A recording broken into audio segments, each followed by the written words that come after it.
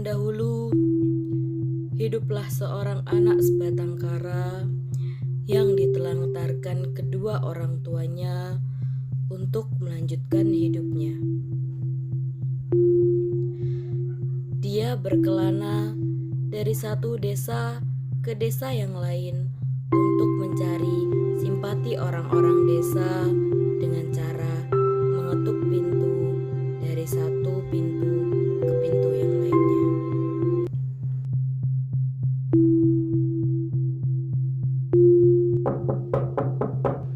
Permisi Pak, permisi Bu. Bolehkah aku minta makan?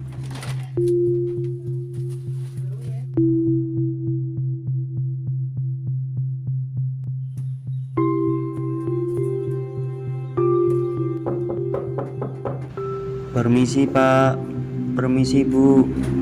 Kamu siapa, Nak? Mbok, aku lapar sekali. Bolehkah aku minta makan? Boleh, Nak. Iya, tunggu sebentar.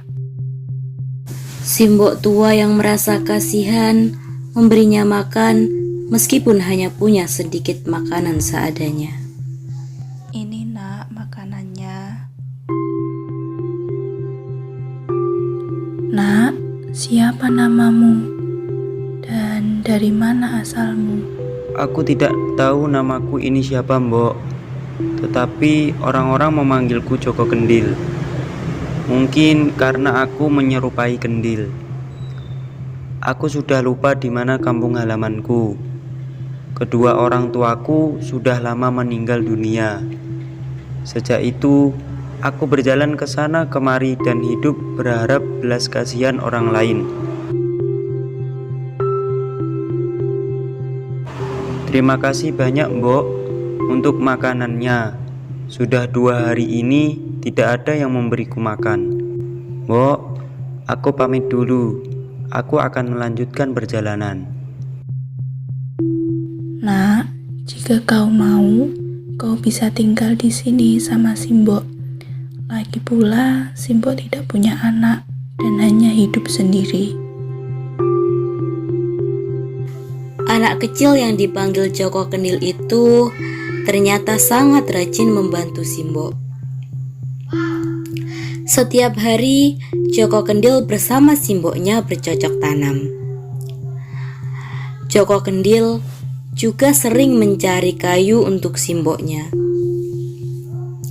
Tidak jarang, Joko Kendil menerima cemoohan dari anak kampung lainnya. Namun Joko Kendil tidak menghiraukannya.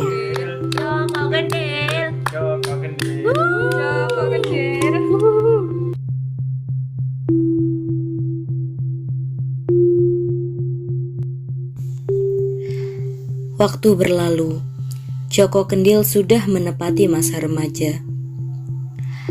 Di sela-sela waktunya, ketika tidak membantu Simbok, Joko Kendil berburu hewan di hutan. Pada saat yang bersamaan, ketiga putri raja sedang berjalan-jalan di sekitar kampung. Dan tak sengaja pula, Putri Melati melihat Joko Kendil yang sedang berburu. Wah, siapa pemuda yang pandai memanah itu? Hingga suatu hari, ketika beranjak dewasa, Joko Kendil menyampaikan sesuatu kepada Simboknya.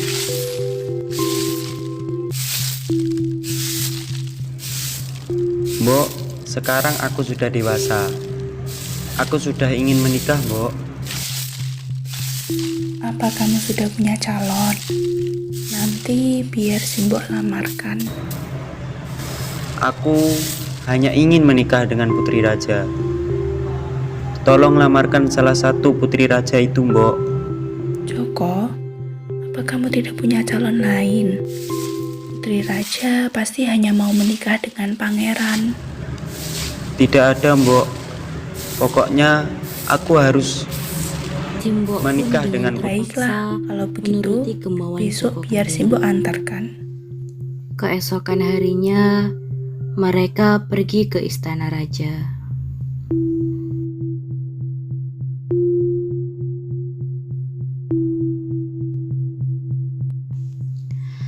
Setelah Simbok sampai di kerajaan, Simbok pun menyampaikan maksudnya kepada sang raja.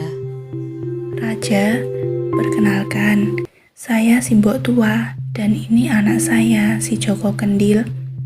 Kedatangan kami di sini bermaksud untuk melamar salah satu putri raja. Meskipun aku seorang raja, tetapi aku ingin memberikan kebebasan kepada ketiga putriku untuk menentukan calon suaminya. Biarlah mereka yang menentukan Joko Kendil diterima atau tidak. Raja memiliki 3 orang putri yang sangat cantik. Putri pertama bernama Putri Kantil. Putri kedua bernama Putri Mawar. Dan putri yang ketiga bernama Putri Melati.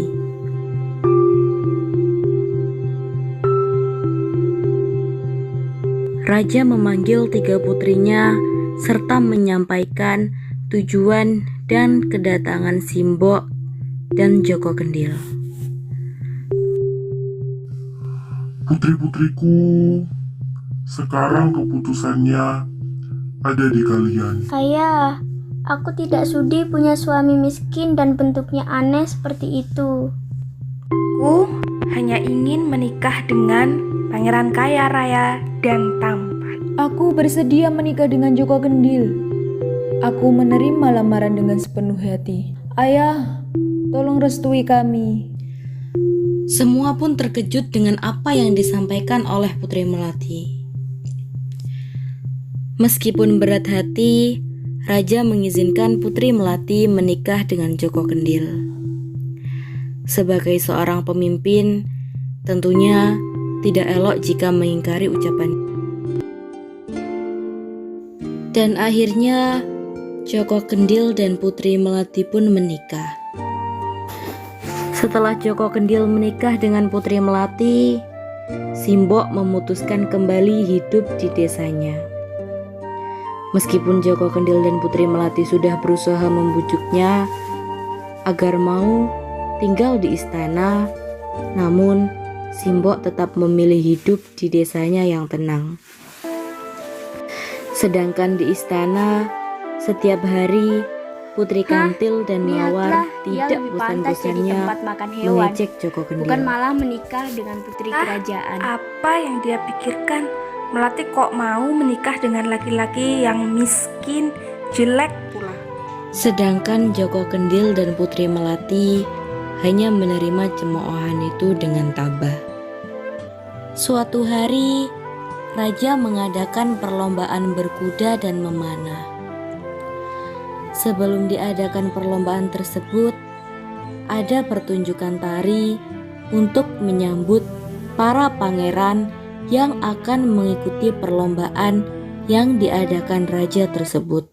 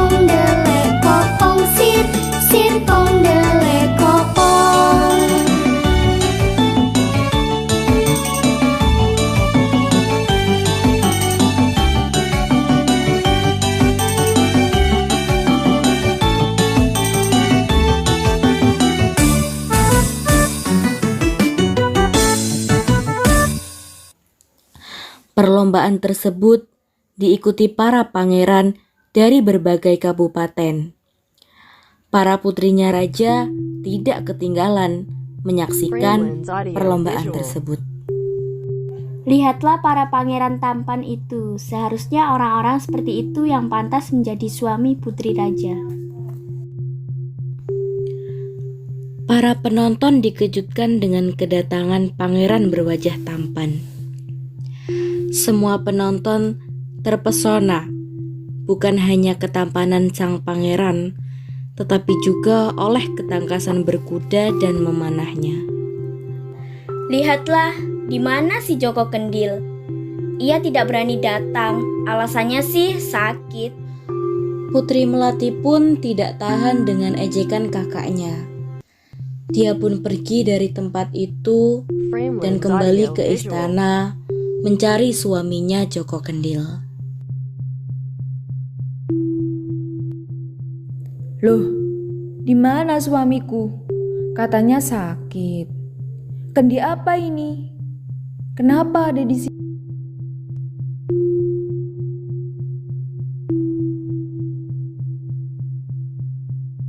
Putri Melati yang marah akibat ejekan kakak-kakaknya serta tidak menemukan suaminya melampiaskan kekesalannya dengan membanting kendil yang ditemukannya.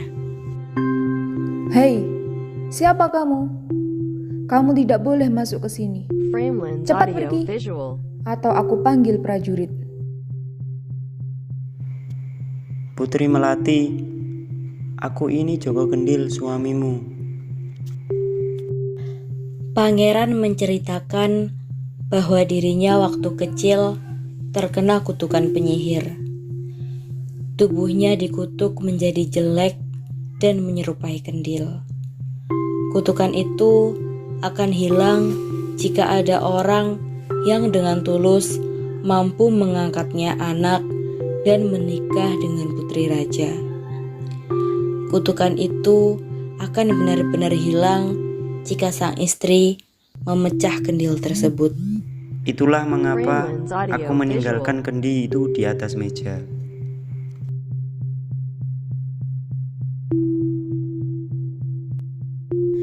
Setelah benar-benar ke wujud aslinya, Joko Kendil yang sudah berwajah seorang pangeran itu bersama Putri Melati menemui simboknya.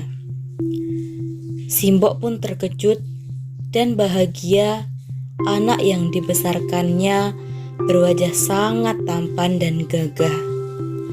Namun, Simbok tetap menolak ajakan Joko Kendil dan Putri Melati untuk tinggal di istana.